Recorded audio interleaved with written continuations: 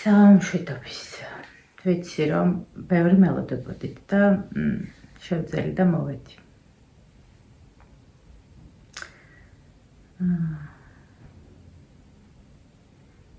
იმედია ყველა კარგად ხართ. მეც ნელ-ნელა ვცდილობ რომ კარგად ვიყო. არ მინდა რომ ვიტირო, არ მინდა რომ გადმოგდოთ ჩემი ემოცია. მოკლედ მოლის ოპერაციის ამბებამდე და ჩემი დაბადების დღის ამბებამდე ყველაფერი იცით. მოლის ოპერაციის მერე ფეხზე ადგა. პოსტოპერაციის პერიოდმა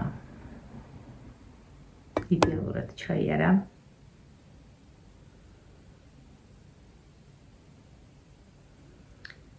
და ოპერაციიდან მესამე დღეს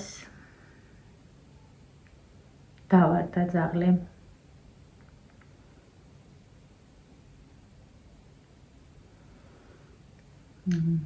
და რომ წავიყვანეთ, აღმოჩნდა ბაბეზეოზე არის ესეთი ტკიპის ნაკბენისგან განვითარებული დაავადება.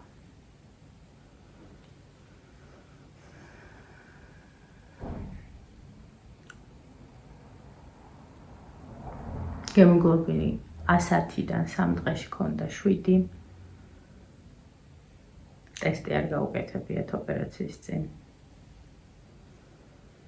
თორემ უკვე საინკუბაციო პერიოდი იყო.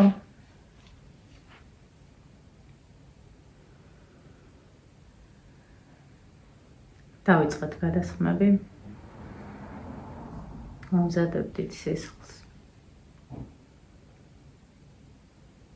და ჩემს დაბადების დღეს 20 იუნის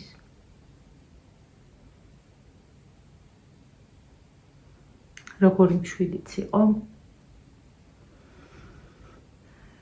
ასე მშვიდად წავიდა.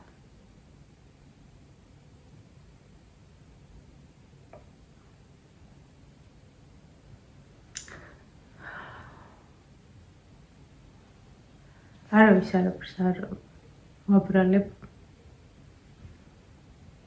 იმდენად დიდი სტრესი იყო. ცალკე მოლის სიკვდილი და ცალკე ნიკოლოზის ისტერიკა. 1% არ დამიშვია რომ რამე მოუვიდა და არც 1%.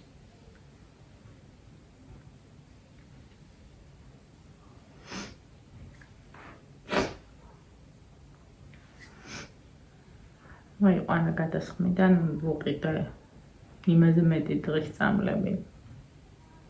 ვიქრეს ჭირდებოდა.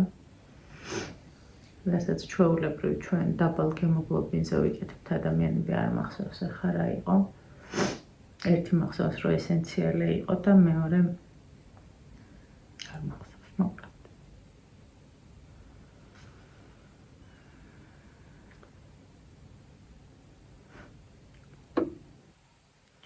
სამი წუთით ადრე ველაპარაკე ნიკოშას.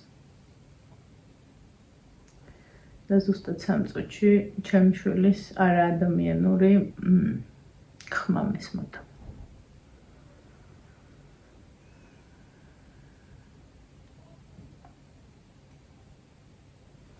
მე იმდენად კარგ ხასიათზე ვიყავი ყოველთვის და იმდენად არ დამიშვია არასდროს იმდენად არასდროს არ მიფიქრია რომ მე ესეთ ახალგაზრდა პერიოდში ასაკში უბრალოდ ყველაფერი დაემთხვა ერთმანეთს.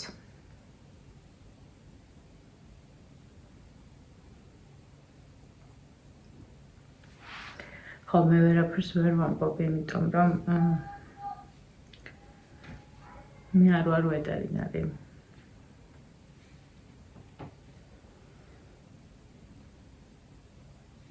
და 10 მინდა ამ თემაზე ლაპარაკი.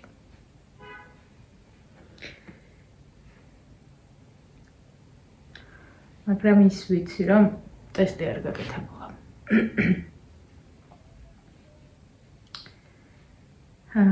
სანამ ჩამოვედი. ზუსტად 1 საათი მომიდა გუშამდა მისასვლელად. მთელი სამეზობლო ფეხზე იდგა.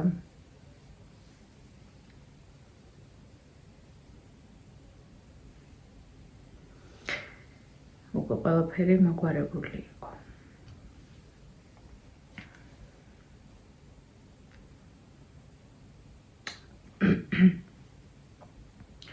რომ მივედი ლოკაციაზე.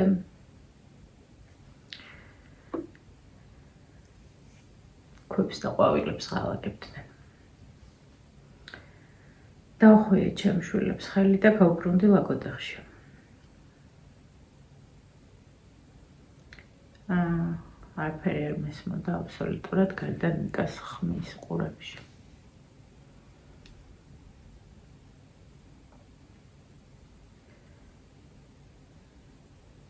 გავაჩერე ბავშვები ცოტა როგორც შეგვეძლო იმ წუთას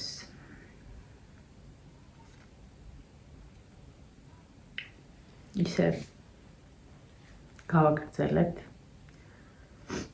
და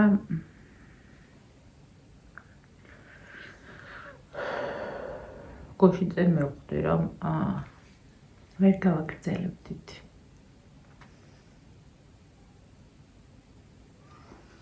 უბრალოდ ვერ შევძლებდი რომ დაუსრულებელი ამბავი იყო. დავდივარ ფსიქოლოგთან. მე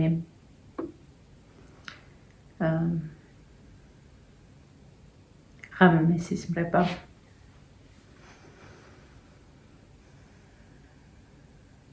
ფაქტია რომ ეს ფაქტი არის. პირველი ემოცია რაც მოვიდა ის იყო რომ არასდროს აღარ ვიყოლებდი ძაღლს. არასდროს.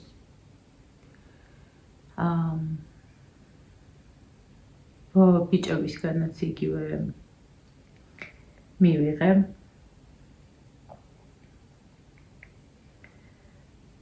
მაგრამ ნელ-ნელა ბიჭების მდგომარეობა მძიმდებოდა. ნიკა აქეთ წამოვიყვანე და დათას ძალიან უჭირდა სახლის ცარიელია.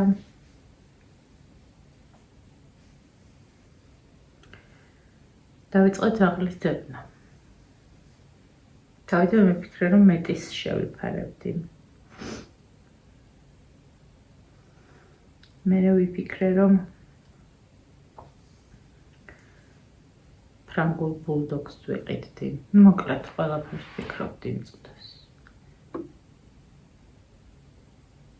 როცა მიდიოდა უკვე საქმე იქამდე რომ უნდა შევთანხმებოდი მე პატრონეს, კარგით მოვიფიქრები, იყო პასუხი რაღაც არ მოკმოყოფილებდა.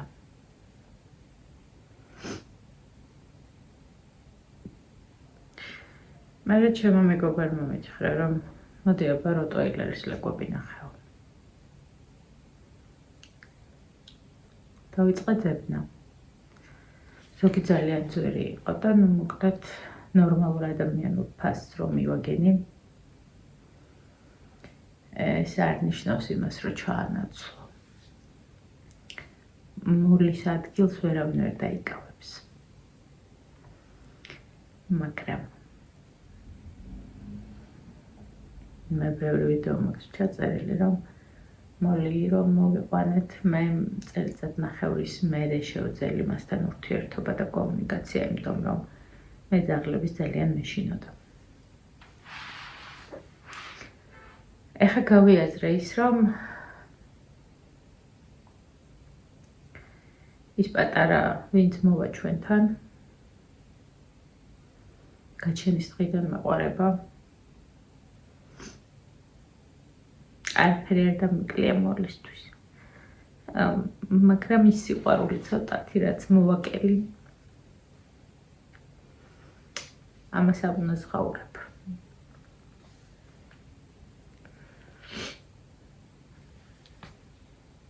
ხუთი ივლისს დაიბადება და ზუსტად ისეთ დროს მოვა ჩემს სახლში, როცა მოლი მოვიდა. ისევ გოგო იქნება.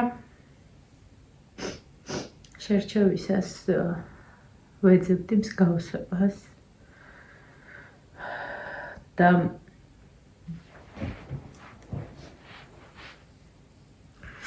ჩემი შერჩეული ლეკვის მამა იდენტურად გავს მოლის. მე ვერ სურათი რო ეჩვენებინათ, ესე ამოჭრილი ვერ განვასხვავებდი. და მე პატრონას ვთხოვე, რომ ის ლეკვი მომეცი, რომელიც მამას ემსგავსებად გო. და ამაზე მე ვიღებ პასუხი, რომელსაც თიც დაადების წაიყვანა, იმიტომ რომ როგორც კი ვიწყებ ლაპარაკს, ეხლა ძალიან თავს ვიკავებ, საშინელება მემართება. ნექსტგარდი დალეული ქონდა, უბრალოდ გასვლიდან მეორე დღეს, როგორც ვითვლით ახლა, როგორც წავიკითხე მე ამ დაავადების შესახებ არაფერი არ ვიცოდი. მეორე დღეს აქვს დალეული, ზუსტად ერთ თვეში დასტურდება. და მოვიღეთ გადახდის ონლაინ ბანკინგი და ვნახე, რომ მეორე დღეს მაქვს მიცემული. და 6 თვეში ერთხელ ისმევა და წინას უკვე ალბათ დაკარგული ქონდა. ანუ ყველაფერი ერთმანეთს დაემთხვა. ძალიან ცუდად. მე არ ვიცი, რომ გაგვეტესტა გადარჩებოდა თუ არა. რო ვცოდნოთ ამ დაავადების შესახებ, მაგრამ როგორც კონსულტაციები გავიარე, მითხრეს, რომ გადარჩებოდა.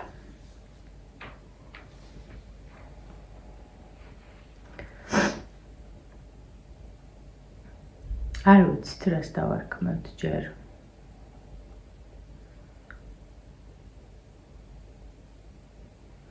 დიდხანს მინდოდა დამჯდარიყავი და მელაპარაკა. ახსარებასავით. მაგრამ ჩემი ირინას დაბადების დღე იყო 24-ში. და არ მინდოდა, რომ ოდნავ მაინც ენერგიულობა არ მithქვავს და რომ წერდა და მეკითხებოდა, როგორ არის მოლი, მე ვპასუხობდი, რომ კარგად იყო. ხო.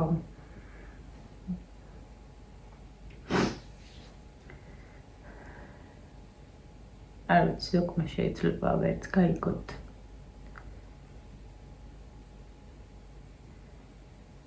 ძაღლების გამზრდელები ზუსტად გაიგებთ ჩემს ემოციებს.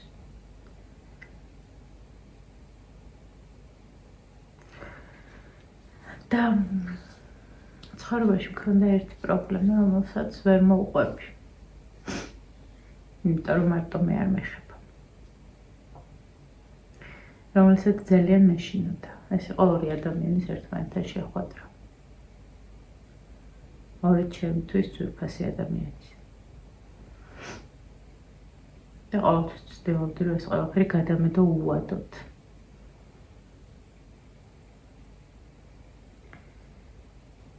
ეს მოაგვარა.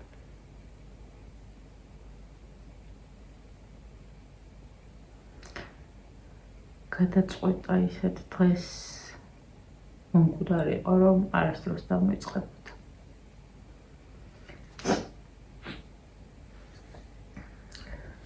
რადგან ასე მიყვარდა, დავტოვების უჩვენ დაბადების დღეს საყვარელი დღედ და მოლის დაბადების დღეს გადმოვიდა ნაკეთ.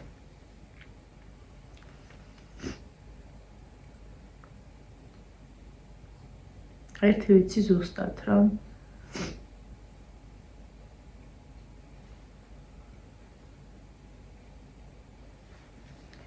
ეს უპირობესი ყვარები, რომელსაც ეგენი გვაძლევენ. მე აუცილებლად მჯერდება. მეც დათასაც და ნიკას. ამ ეტაპზე ჩემი ხარჯებიდან გამომდინარე ეს იყო წარმოუდგენელი. მაგრამ მოვიქეცი ცუდად. კლინიკაში გადასარიცხით ანხით. გაყიდე ლეკვი.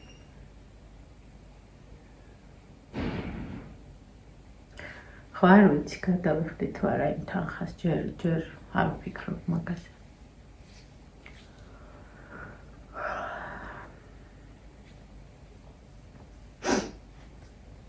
ცოტა მოლოდინის რეჟიმი ჩაირთვა, ეხლა როგორი იქნება.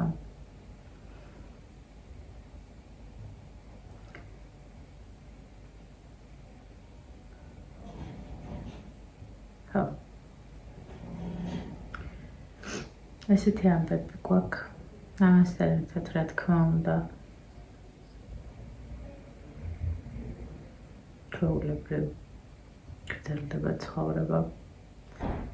გარდა იმის, რომ აღარ ყავს საუკეთესო მეგობარი.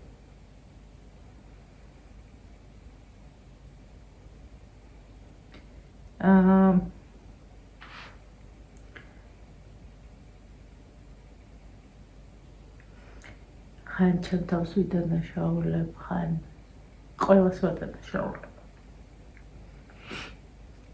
მაგრამ ფაქტი ერთია.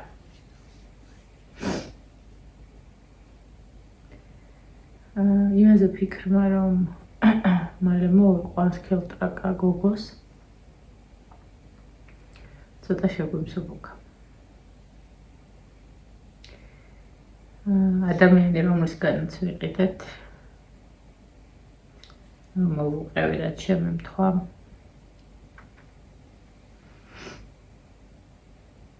აგრევე მიპასუხა, რომ 100 ლარი არ მინდა დააკლო.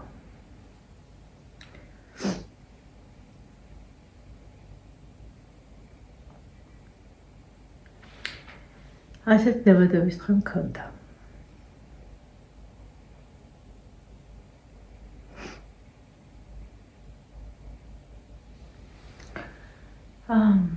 დაგემშვიდობებით მე აქ.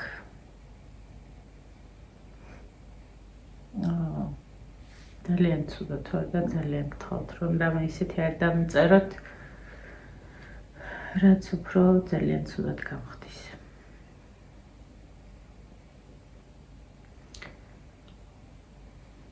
ყვავილები გემშვიდობებით დროებით.